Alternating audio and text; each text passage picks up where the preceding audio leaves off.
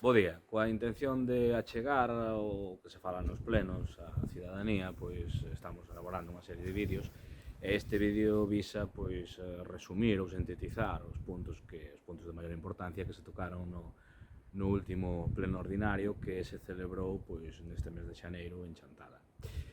O primeiro asunto de calado que se tratou pois foi un suplemento de crédito de máis de 1 millón de euros que se vai destinar fundamentalmente pois a elaboración dunha nova biblioteca para Chantada, que era algo moi necesario, e sobre todo a asfaltado de pistas, núcleos rurais. Nós neste asunto votamos en contra, non porque non esteamos de acordo en facer toda esta serie de obras que é unha necesidade de facelas, lóxicamente, senón porque vimos denunciando toda a legislatura que a execución orzamentaria, ou seja, cada ano do total do orzamento non se estaba executando un 90, xa non digamos un 100%, senón que quedaba unha inexecución orzamental moi grande. Por que? Porque se criaba así un remanente de tesourería grande, algo que incluso algún ano pois pudo afectar a estabilidade orzamentaria, e ese remanente é o que agora se alimenta este suplemento de crédito, un remanente de tesorería para gastos xerais que alimenta agora este suplemento de crédito de máis de 1 millón de euros, e que, polo tanto, está claro que é unha estrategia política para un ano electoral inundar de cemento a campaña. Creemos que, lóxicamente, esta forma de facer política non é a correcta, e menos cando as pistas e os núcleos rurais levan machacados non 2, nin 3, nin 4 anos, senón en moitos casos máis dunha década, porque hai que lembrar que o actual alcalde leva 24 anos gobernando e 12 na última etapa, na segunda etapa, ininterrompidos. Leva 24 anos gobernando, cun parón de 4 anos polo medio, entón as pistas estaban mal antes, seguen estando mal agora, e había moito tempo de facer actuacións durante toda esa legislatura para ir correxindo e non agardar a campaña electoral para facer este tipo de actuacións. Actuacións que, por outra parte, estamos vendo, como denunciamos xa en algunhas obras, que non se axustan ao proxecto e que poucos meses despois de acabarse a actuación aparecen fochancas e o estado da obra pois non é o axeitado. Polo tanto, hai que empezar a supervisar o que se fai e hai que ter unha administración do público con rigor, con eficiencia e mirando que as cousas queden ben e para tempo e non simplemente pois gastando os cartos en actuacións que moitas veces non se sabe moi ben, ou sí, pero que parece que non queda claro de a quen se beneficia, se o interés xeral de todos os veciños ou se outras historias, non? Entón, nese sentido, parecenos que esta é unha estrategia para inundar de cemento a campaña e que non é o suplemento de crédito que se necesitaría, porque se fixeran os deberes durante todos os anos anteriores, seguramente agora teríamos que estar falando dese 1 millón de euros para destinalo pois a outras cousas, como pode ser o saneamento que falta en moitísimas parroquias, e como pode ser pois medidas e incentivos que se encamiñen a intentar reverter a crise demográfica e a poñer en valor quizáis os maiores potenciais que temos como concello neste momento, como piares de cara ao futuro da economía local, como poden ser pois, o sector agrario, a transformación alimentaria de produtos, que nos parece que é esencial, e o núcleo no que se debe basear toda a estrategia local, e iso complementalo cun turismo sustentável e enfiado sobre todo pois, ao coñecemento, á difusión, a posta en valor do patrimonio, non simplemente como un obxecto de consumo rápido, senón como, digamos, un turismo que deixe pouso e que sexa contextualizado no territorio, non? E con isto enfiamos tamén pois, o que foi o outro grande asunto que se trouxe ao pleno, que foi a aprobación dos orzamentos para o ano 2023. Uns orzamentos que son maiores que os de outros anos, porque hai unha elevación das transferencias por parte do goberno central e tamén da Xunta, pero sobre todo do goberno central, que se corresponde coa maior participación nos ingresos do Estado que se fai neste 23 e sobre todo tamén polos fondos que se asocian aos fondos que se chaman PERTE, que para entendernos son os fondos que os mecanismos que a Unión Europea puxo en marcha para a recuperación das sociedades despois da pandemia da COVID-19, que se clausura neste ano pois, o ciclo digamos de expansivo do diñeiro, que se chamaba en economía a flexibilización cuantitativa, e a partir de aí empezaremos, ou xa estamos dentro dunha nova, digamos, ortodoxia de suba de tipos de xuro para reducir a inflación e de regreso ás normas fiscais. As normas fiscais están suspendidas no ano 23. Isto supón que os concellos que en anualidades anteriores á pandemia tiñan que seguir unha serie de regras fiscais, neste momento non as teñen que seguir. Iso tradúcese en que teñen, digamos, barra libre para certas cousas. E, lóxicamente, en ano electoral, non só este concello, senón que os concellos están aproveitando quizáis demasiado esa barra libre electoral. Isto pode xerar tensións no futuro e axustes ou a necesidade de facer planos de axuste a posteriori. Por exemplo, no ano 24 ou 25, polo que se podría comprometer o, digamos, a marxe de manobra de futuros gobernos. Que hai nestes orzamentos? Pois nestes orzamentos hai moito continuismo, aínda que hai algúns elementos positivos, como que suben algunhas partidas de subvención, etc. Pero, sobre todo, hai, novamente, uns investimentos que son o capítulo de investimentos reais, que é o capítulo 6 do orzamento de gastos, son maiores que os de outras anualidades. Pero a que se destinan novamente? Pois vemos que, novamente, o 100%, bueno, non exactamente o 100%, pero a maioría deses orzamentos destinanse novamente pois a vías públicas, non? Entón, estamos outra vez afondando, xunto a ese suplemento de crédito de máis de 1 millón de euros, na estrategia de inundar a campaña de cemento e vir agora, digamos, como os malos alumnos, á última hora, a ver si, facendo o que non fixemos durante 24 anos, intentar ganar unha prórroga de 4 anos a maiores. Non? A nos parecenos que isto non é o xeito de proceder e que, lóxicamente, pois, é un pouco tomar a cidadanía por parva, non? E a cidadanía non é parva. E eu creo que aquí que se están equivocando neste modo de proceder, porque entón tenemos que preguntar por que ao tal agora non se actuou como se vai actuar no ano electoral, sexa o Concello ou sexa outra administración, non? Que non se toma o pelo a cidadanía nese sentido, porque os dereitos non son cada 4 anos, os dereitos sempre son continuados. Por outra parte, digamos, o conxunto entre orzamento, modificacións de crédito, suplementos de crédito, todo isto forma un conxunto que a propia intervención municipal advirte de que pode afectar a estabilidade orzamentaria e que, como dixen antes, isto pode traer consigo que no futuro nos obliga a ir a un PEF, a un plan económico financiero que se chama, que, bueno, limitaría, digamos, a marxe de manobra de gasto que podría ter un goberno novo que entrase nas urnas a partir do mes de maio. Entón, nese sentido, pareceronnos uns orzamentos que son moito de continuismo, que non achegan nada novo, que non se meten a aproveitar, digamos, esta etapa expansiva que temos de que hai máis fondos, non se van usar para prepararnos para o escenario de contracción económica no que nos estamos, digamos, introducindo, senón que simplemente se vai ao modelo de continuismo e á política de cemento e farolas. Ca política de cemento e farolas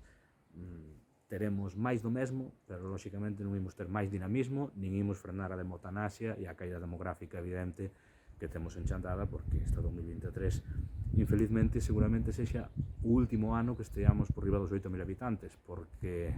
coa progresión de perda de habitantes, pois seguramente no 2024 xa esteamos nos 7.900 ou 7.800 e pico, pero xa non nos 8.000, nos máis de 8.000 habitantes que viñamos tendo nos últimos anos. Por lo menos desde o ano 15 estábamos por riba dos 8.000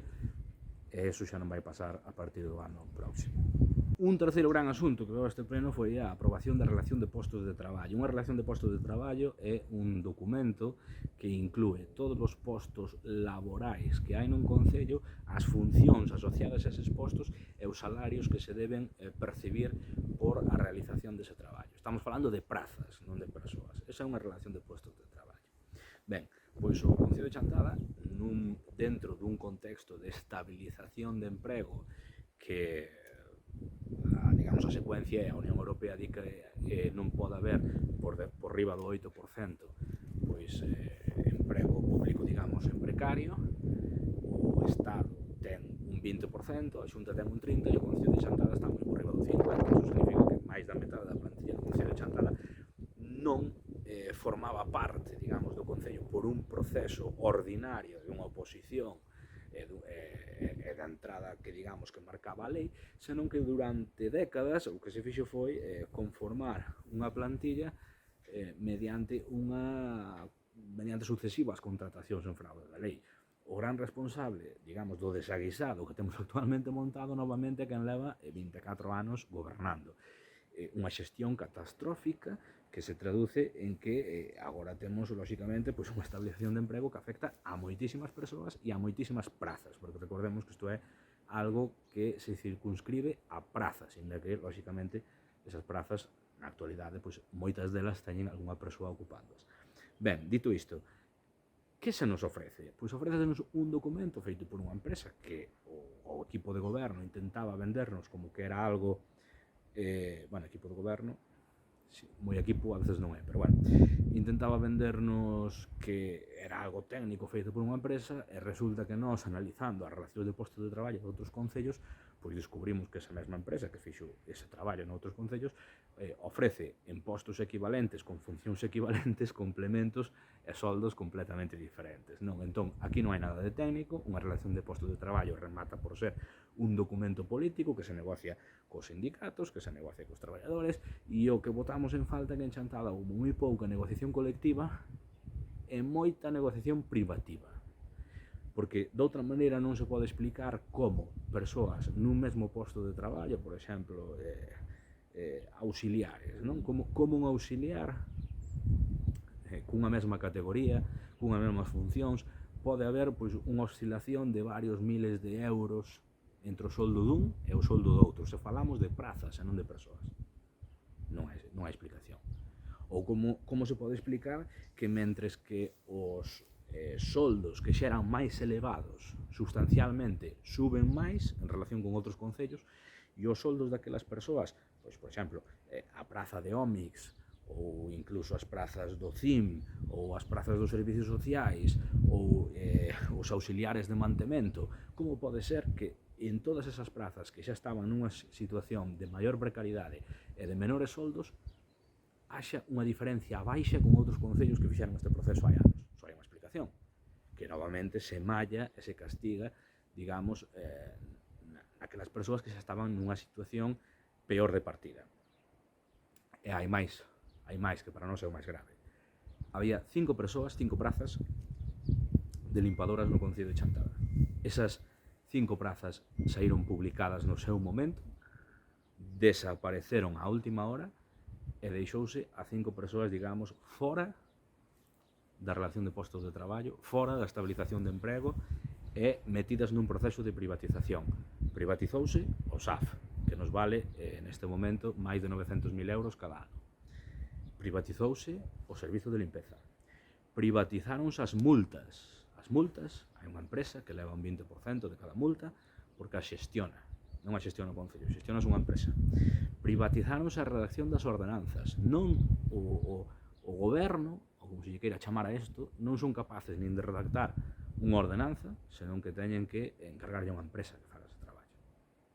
Entón, a pregunta é, que máis? Que falta xa por privatizar? Porque parecenos que o máis barato sería privatizar o goberno, vendo todo isto,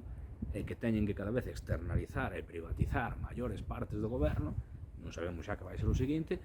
pois non sei, a mellor xa era mellor privatizar directamente o goberno. Con experiencias no pasado que sabemos cal é o costo das privatizacións, porque as piscinas foron privadas e o pufo que lle quedou ao concello que non tuvo que asumir, lóxicamente, o conxunto da cidadanía. Entón, esta relación de posto de traballo é unha relación de posto de traballo que en vez de solucionar un problema de discriminación e de desigualdade crónica que había no concello por non facer as cousas atentos á lei e por ter a maioría do persoal contratado en fraude de lei, pois en vez de arreglar iso, afóndase na desigualdade e segue habendo, digamos, prazas de primeira, prazas de segunda, prazas de terceira, persoas que co mismo grupo e no mesmas funcións pois teñen complementos específicos e soldos completamente dispares. Por lo tanto, é algo que nos parece que é inasumible e que, lóxicamente, pois teremos que facer alegacións, como imos ter que alegar pois tamén o suplemento de crédito, porque non se pode aprobar 1 millón de euros para actuacións nas que non se detalla nin siquiera a que se van destinar, non? Porque é como un acto de fe, ou seja, chegarnos con algo dicindo que é para obras, pero para que obras, en que condicións, que proxectos técnicos, ou polo menos que memorias valoradas existen. Neste momento, que memorias valoradas hai para destinar eses fondos? Ningún, porque así decidimos, según a marcha, e facemos unha campaña electoral a medida, e un orzamento a medida da campaña electoral. E entón non temos un concello, senón que temos un apéndice da estrategia electoral dun partido, e as institucións non poden ser pertenzas ou digamos, fragmentos ou feudos dun partido. As institucións teñen que ser elementos que melloren as condicións de vida e a calidade de vida da veciñanza, teñen que ser transparentes e teñen que render contas. E o que hai cronificado no Concello de Chantada é a opacidade e a práctica caciquil no goberno. E iso é algo que hai que superar de alguma maneira se queremos dotar de futuro, pois xa non só a institución local para que estea ao servizo da xente, senón ao propio conxunto da sociedade local que ten que mirar ao futuro, pensamos que doutra maneira é como fan outros concellos. Porque iso explica por que no ano 2000, e o ano 2000 non é hai 50 anos, o ano 2000 é hai 23 anos, hai 23 anos Chantada tiña máis poboación que Xinzo de Limia. Hoxe Xinzo de Limia ten máis poboación que Chantada e está nun orzamento municipal que ten máis de 8 millóns de euros, mentres que Chantada está nos 7 e normalmente estaba nos 6, pero xa expliquei antes que este é un ano excepcional. Polo tanto, se queremos empezar con outras dinámicas, se queremos empezar, digamos, con outras perspectivas, se queremos dotar dunha atractividade que algúns concellos do interior galego que fan as cousas de outra maneira sí que teñen, pois facerei de Xinzo, pero podíamos falar da Allariz, que leva anos ganando poboación, etc., pois temos que facer as cousas diferentes, porque senón o escenario que temos é de perda demográfica, de perda de recursos e de seguir xestionando as cousas, non se sabe se favorecendo a algúns, pero desde logo a maioría non. Por lo tanto, este orzamento, este suplemento de crédito están ao servicio claramente dun partido e dunha estrategia electoral, que é o Partido Popular e o actual alcalde, que se leva 24 anos gobernando, e a relación de postos de traballo é unha relación de postos de traballo que pode beneficiar a unha parte do personal, pero que é moi injusta tamén para moitas prazas e, polo tanto, vai ser moi injusta para moitos traballadores que sigan nesas prazas e que ocuparon esas prazas durante moito tempo cunha remuneración que non era igual a outras persoas que ocupaban funcións semellantes. Entón, nese sentido, o noso voto tivo que ser contrario nos tres asuntos. Dito isto, acabamos o que é o resumo fundamental deste pleno e as preguntas, as diferentes preguntas que fixemos en Rogos e Preguntas, pois trasladarémolas no resumo que facemos habitualmente do pleno. Mais nada, agradecervos a vosa atención e apoio.